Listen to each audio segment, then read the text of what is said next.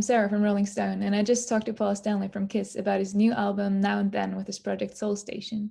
We're also talking about cultural appropriation, about the current standing of soul in America and Europe, and about racial tensions in soul. I listened to Soul Station. I really enjoyed it. Thank Congratulations, you. first of all. Thank you. I'm so pleased with it. Unlike some other recordings that get done, Soul Station started as a live band and then went in and did an album, as opposed to going in the studio and making an album on computer and then going out and trying to play it. So Yeah. it really is, it's a throwback in more ways than one. Like in terms of throwback, you said that you wanted to bring back the oldies to the present so you can extend their life. How do you see the current standing of soul in America and in Europe? Well, there's certainly some great artists, out there whose roots are firmly in the music. I think that by basing what we do materially in the classic songs, I think it keeps us very faithful to it when we do the newer songs, the new songs. I didn't want just an album of classic tunes re-recorded. I wanted that to be the foundation of taking the band into the present. And I think the roots of what we do are so directly connected that it keeps it very true to form. In terms of vocals and singing, how is that different to rock music? Do you think that in soul vocals have a higher standing than in rock music? Well, it's an interesting, comment, because soul is such a broad characterization of music that's so diverse. When we talk about soul music or R&B, we're talking about Motown, Philly soul, Memphis, Stax Volt, Atlantic, and they all have their own, vibe to them. And there are singers who sing like Wilson Pickett or Joe Tex, but there's also singers like Smokey and Russell Tompkins from the Stylistics. So it's a different style. There are various styles of singing, and what I focused on more and have focused on more with Soul Station is less of the shouters, so to speak, and more the melodic singers, because I wanted to create in the live environment a situation where people felt close to each other and where there was a bond between you and your partner, something that was emotion driven, but not overstated. So we weren't doing Midnight Hour, we weren't doing War by Edwin Starr. There's a lot of songs that we steered away from and went more for the grand, almost orchestral, romantic ones. But as far as singing, no, yeah, it's more restrained. You dial down and you concentrate much more on intonation, elocution of your words, and getting to the heart of what you're singing about. You said that the great classics of like the soul era are like magical medicine, like if we talk about like the core of that music, but very often soul also has a very political character, is often very political. And you were one of the first people who tweeted against Trump and about the Capitol riots in DC. What do you think, what mission or what role does soul music have? Well, it didn't always, although Sam Cooke did A Change Is Gonna Come, which was a beautiful, beautiful tune. Um, I I think that, for example, Berry Gordy steered everyone away from political statements at Motown. It Mhm. wasn't until Marvin Gaye, really, that a real political statement was being made. And I think that I understand it, but I think music is more timeless when it doesn't deal with specifics. Mhm. In other words, when it, um,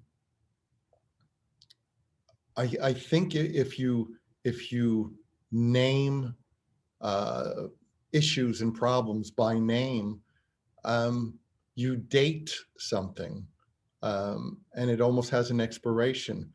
But when you sing about truths, whether it's relationships or um, civilization, you sing about things that are timeless. So there's a place for both. Ever since the late 60s, there has been that prejudice that white people make rock music and black people do soul. What do you think about that? Um, well, I think that it's um, it's narrow and Yeah. it's a generality. Mhm. Um, Arguably, the greatest rock guitar player was Jimi Hendrix. Mhm. And there's loads of terrific um, white, for lack of a better word, soul singers. Um, so um, I think it's a very broad statement, and I think that generalities don't do justice to the exceptions of the generality. Yeah. Um, I mean, um, in a different era, Dusty Springfield was an amazing R&B singer and super well regarded by everybody, for example, at Motown. Um, so there's always going to be people who I think pull it off beautifully. Um, so black, white, I don't think music has a color. I think it comes down to, do you understand the intent? Do you understand what's behind it? And if you do, you can do it truthfully. Yeah. Because at the start, that music has been like, commonly enjoyed by black people, by white people, and which is something exciting and new at that time. And then somehow it switched in the late 60s, and where people were suddenly like, this is this and this is that. And I think you can very clearly see that when artists are switching between genres. So when a white rock musician changes genres or incorporates influences from cultures or styles that seem foreign or different, they are encouraged to do that. Like, they're praised for their courage, which is wonderful. But if a black musician does that, they're often criticized for deriving from their roots, which happened to like a lot of Motown singers who have been criticized for being too poppy. Do you have that in mind? Let me say that they may have been criticized by critics, but the Uh-huh. public didn't go along with that. Motown, um, the groups of Motown were massive because they crossed all racial divides. Um, Motown and all the great soul music was music of everybody's. Um, I think, look, I was a lucky kid. I saw Otis Redding. I saw Solomon Burke. Um, and that music and all the great music, it does everybody a disservice to overanalyze. If it feels good, it's good. And you know, are you going to, you know, are you going to fault Jimi Hendrix? Are you going to fault um, you know, Lenny Kravitz? You know, are you going to fault Prince for crossing lines? Are you going to are you going to fault any of the white performers who've crossed the lines? Uh, you know, I think it's it's not. You know, I was going to say it's admirable. It's not admirable because I don't think anybody does it consciously. Music music comes from your heart and your soul, and you don't plan it, you do it. So, you know, there's a kid in America named Alan Stone, um, who, I mean, he's as black as they come and he's white as they come. I Mhm. don't think he ever thought it through. Um, he just had to do what he did. So I think that goes, that's about human instinct. That's not about color. So, um, you know, but no doubt that particular music comes from the you know, the black heritage and black culture. Um, it came out of the blues, and the blues, um, gave way to rock and roll and kind of branched out from there. Um, but I think that art has to be made because you have no choice. You make art because you have to release it, and it's not something that you you plan. It's just it just is there, and you need to express it. Yeah, I mean, but with such like phenomena like the Beatles, for example, who have been so much influenced by Motown, and Motown has been influenced by them. Sometimes you forget about those influences. Like when you think about the Beatles, for example, you don't necessarily think like popularly about Motown. They become kind of like replaced, and I think the Beatles felt a little bit uncomfortable about that back then, or the Stones, who considered themselves as an R&B band. Are there any forgotten like influences or soul influences when it comes to Kiss, which has been such a Hmm. phenomenon too? Well, first, let me say that when I heard the Beatles do "You Really Got a Hold on Me," I went, "Oh, that's great," because a song that was kind of pivotal for me when I first heard it was Smokey and the Miracles doing it. Um, when I heard the Beatles and McCartney doing "Good Golly Miss Molly," or any of those songs, I went, "Wow, Little Richard." So I think that at our best, we are a product of our influences. And if you're only influenced by one kind of music, your music will be shallow.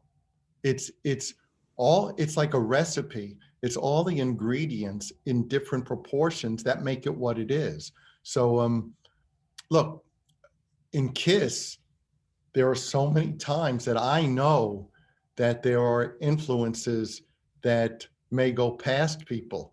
Um, Shout It Out Loud has, well, the night's begun and you want some fun. Do you think you're gonna find it? Think you're gonna find it? That's the Four Tops. Mm-hmm. That's Sugar by Honey Bunch. That's the lead voice and the background's answering it. And there's a lot of cases of things like that because it's in you and you express yourself. And when you express yourself, you should be also bringing out your inspirations, the bands, the people, the artists, whatever that inspired you. Um, I was made for loving you, baby, standing in the shadows of love. Oh, it's Four Tops again. Mm-hmm. So um, I'm proud and would say to anybody, break out of that shell of only listening to one kind of music. It's as unhealthy as eating one kind of food. Yeah. If you know, if you love hamburgers, you want to eat them breakfast, lunch, and dinner. I don't. Um, Mm. you know, you get malnourished. So whether it's the Beatles or the Stones or anyone else, Zeppelin, it's a melting pot of their influences. That's what kind of makes it world music, um, uh, because it appeals to the world. Uh, um, Music that appeals to people of different languages and different nationalities, that's world music. And certainly Motown, Philly soul, and all of that music absolutely came from Black heritage and Black community. Um, but the power of it is how many different genres it's influenced. Yeah, I think it's great because you are like with publishing that album Soul Station, you're making that visible again. Soul Station is so diverse in ethnicities, nationalities, and that's the power of music. And in this case, it's the power of soul music, that people from such diverse backgrounds all share this passion to make this music, to pay homage to the roots and take it into the present with new songs. It, that's the power of music.